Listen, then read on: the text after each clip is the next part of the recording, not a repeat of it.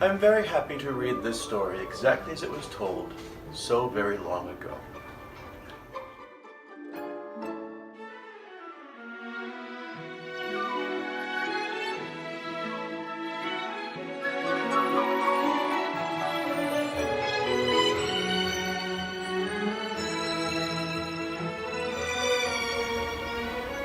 Dear paleontologist, I am 36 years old.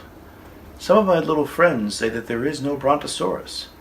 Papa says if you see it in a peer-reviewed scientific journal supported by a mountain of empirical evidence and repeated from multiple sources, it's probably so. Please tell me the truth. Is there a Brontosaurus?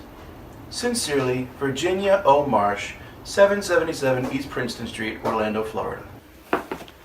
Your little friends are wrong. They've been affected by the skepticism of a cynical age. They don't believe except for that which they see. Now, they might remember seeing back in 1970 when the skull of the Brontosaurus on display at the Carnegie Museum was found to be that of a Camarasaurus, a completely different dinosaur. All minds, Virginia, whether they be adults or children, are little. When Othniel Marsh first discovered the Brontosaurus excelsus back in 1877, he did so quickly and overlooked a few differences between that and his earlier discovery, the Apatosaurus. For nearly 100 years, the names were used together because Bronto means thunder lizard, and that was just too good to throw away. But, as can happen, something truly wonderful occurred, and my friend Dr. Emanuel Tschopp made a discovery, nay, 3 times 100 discoveries, in his 2015 PhD dissertation. Well, in 2015, I published together with my co-authors this 300-page study, which was basically the main reanalysis of the family tree of Diplodocid sauropods, or these long-necked dinosaurs that include famous ones like Diplodocus and Apatosaurus and others. Interestingly, my study showed that Brontosaurus, which was thought to be invalid and the same as Apatosaurus for more than 100 years, that should actually be considered valid again. Wait, does that mean what I think it means? The Brontosaurus is back. Incredible. After 100 years of deliberation, the Brontosaurus is now restored. But how did he make this discovery? What was the key piece of information that's been overlooked for over 100 years? They're not like single key differences. So it's more about the number of differences than the actual differences themselves.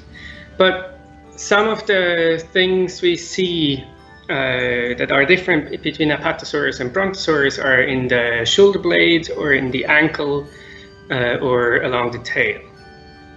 It's small differences that we found in the bones.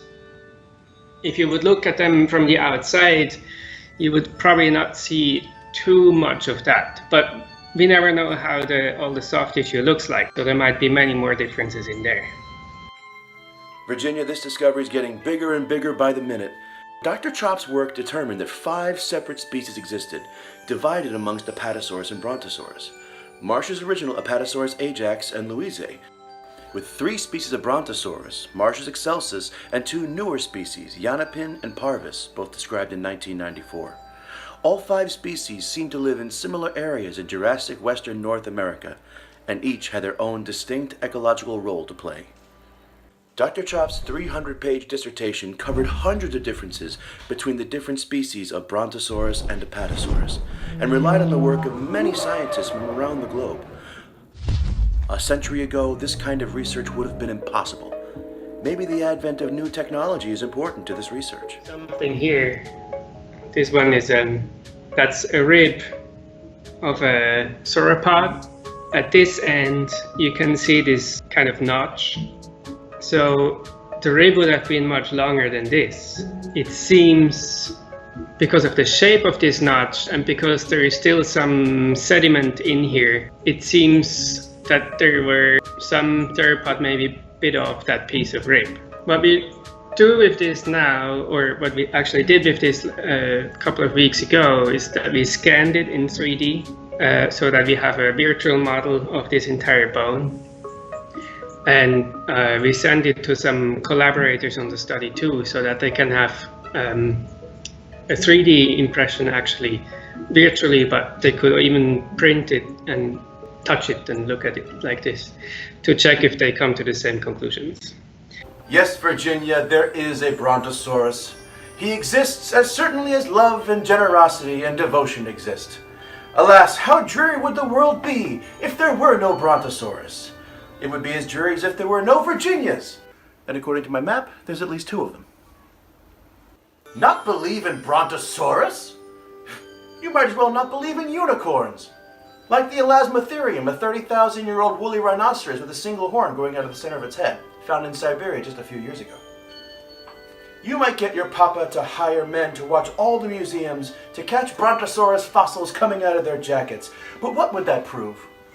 Nobody sees feathers on the tail of a Triceratops, but that is no sign that there were no feathers, and there absolutely were. The most real things in the world are those that neither children nor adults can see. Nobody can conceive or imagine all the wonders that are unseen and unseeable in this world. But we shall always keep looking with that same joy and wonder that we had in our own sandboxes when we all played with that same blue and black plastic Brontosaurus. You know what I'm talking about. No Brontosaurus. Thank goodness it lived and lives forever. 1,000 years from now, Virginia, nay, 156 times a million years before now, the Brontosaurus will continue to make glad the heart and sandboxes of childhood.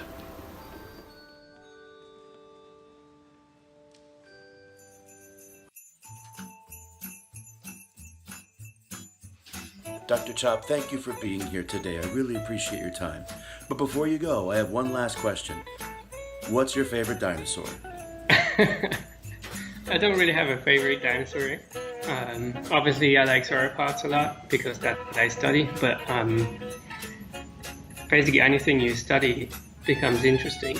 How these animals lived and how they, especially also how they evolved and how all this process of evolution and the appearance of new species worked and why and all that stuff. So that's what interests me most. Well, you may not have a favorite dinosaur, but I think Brontosaurus definitely has a favorite human.